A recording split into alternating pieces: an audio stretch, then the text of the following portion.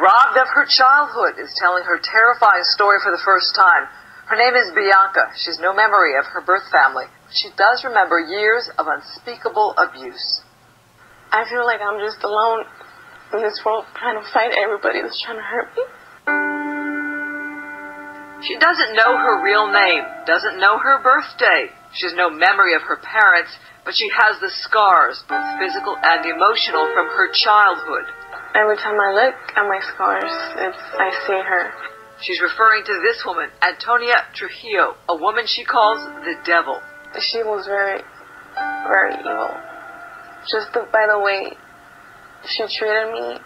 That woman named her Bianca Mendez, and Bianca says her earliest memory is being smuggled by Trujillo across the border from Tijuana, Mexico to Pomona.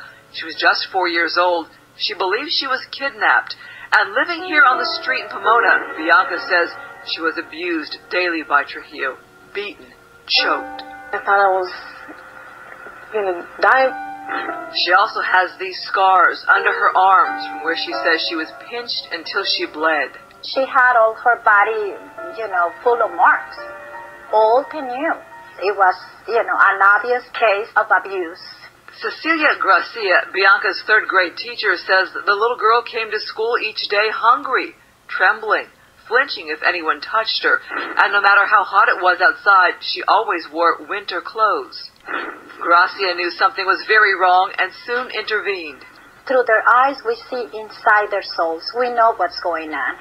But Bianca was hiding another dark secret. This man, Juan Jose Villarreal, Trujillo's son-in-law, began molesting the girl at the age of 7 and continued to rape her for 2 years.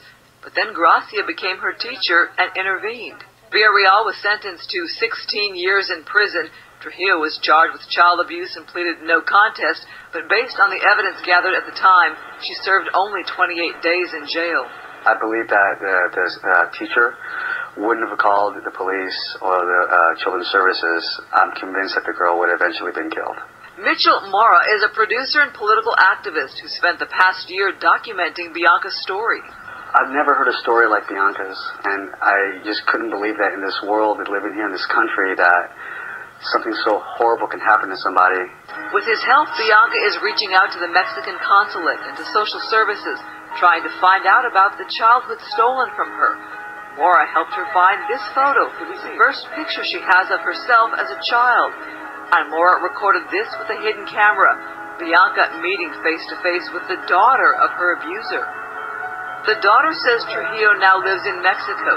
She tells Bianca her real mother's real name is Valeria Valentina, possibly Valeria Valentina Soledad.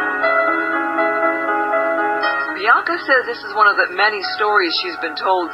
She doesn't know what to believe, but she's going on camera now to tell her story, hoping it will help her find the truth.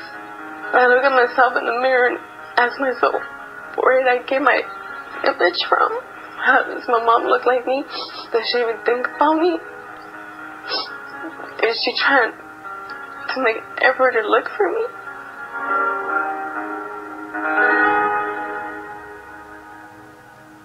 The Mexican consulate is circulating Bianca's picture throughout Mexico, hoping to get some answers.